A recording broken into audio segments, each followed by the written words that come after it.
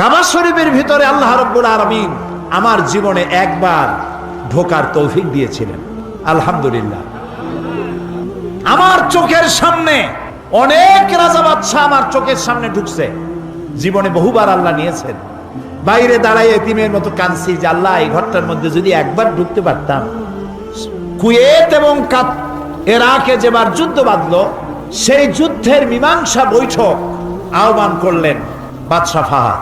তাতে পৃথিবী থেকে 400 মেহমানদেরকে দাওয়াত দিলেন মীমাংসা বৈঠকে। কেমনে কেমনে আমার মতো একটা ভাঙ্গা ছেঁড়া মানুষও দাওয়াত পাইল। আমি তখন যখন প্লেনে উঠেছি, তখন আমার মনের মধ্যে একটা চিন্তা হলো, সারা জীবন যে আশাটা করতেছিলাম আল্লাহ যদি এইবার এটা পুরো করতেন। আমাদেরকে হোটেলে নিয়ে জায়গা দেওয়া হলো।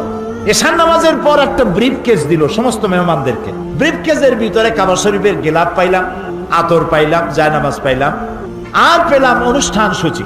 অনুষ্ঠান সূচিতে লেখা 3 দিনের সমাপনী দিবস, 3 দিন কনফারেন্সের শেষ দিন, ওটা বৃহস্পতিবার দিবাগত রাত। শুক্রবার সকাল 7:30টায় মেহমানদের জন্য কাবা শরীফের দরজা খুলে দেওয়া হবে। আমি তো পড়িয়া আমার চোখে তখন পানি এসে গেছে। বৃহস্পতিবার রাত্রে সকালের অপেক্ষা আর করি নাই, গোসল করে নতুন কাপড় চোপড় পরে সারা রাত তাওয়াফ করেছি, নামাজ পড়েছি, সকালের অপেক্ষা করেছি। ফজরের নামাজের পরই আর্মি এসে ঘিরে ফেলেছে কাবা শরীফ। যারা ভেতরে তাওয়াফ করতেছিল তারা বেরিয়ে গেল। মাতাফের কিছু জায়গা তারা আটকে ফেললো, বাইরের থেকে তাওয়াফ হবে। কাবা শরীফের পাশটা খালি। প্লেনে ওঠার মতো বিরাট সিঁড়ি এসে হাজির হয়ে গেল। আমি তো সারা রাত থেকে তৈরি, আমার চিন্তা আমি আগে উঠবো, কিন্তু পারলাম না। তৎকালীন আজাদ কাশ্মীরের প্রেসিডেন্ট সর্দার আব্দুল কাইয়ুম উঠে পড়লেন আগে। 2 নম্বরে উঠলেন রাশিয়া এবং আফগানের যুদ্ধের নেতৃত্ব দিয়েছিলেন আব্দুর রব আস-সাইয়াফ আর-রাসূল। তিনি আফগান মুক্তিযুদ্ধের সর্বাধিনায়ক, তিনি উঠলেন। 3 নম্বরে আল্লাহ তার গোলামকে চান্স করে দিলেন। ভিতরে ঢুকে তখন তো আর কাবা একদিকে নাই, চারদিকে কাবা। চারদিকে দুরাকাত নামাজ পড়ে আল্লাহর ঘরের মাঝখানে সেজদায় পড়ে গেলাম।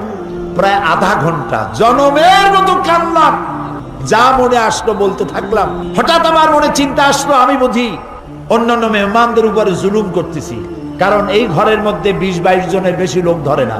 তো আমরা যত দেরি করব তাদের উঠতে তত দেরি হবে। তাড়াতাড়ি উঠলাম।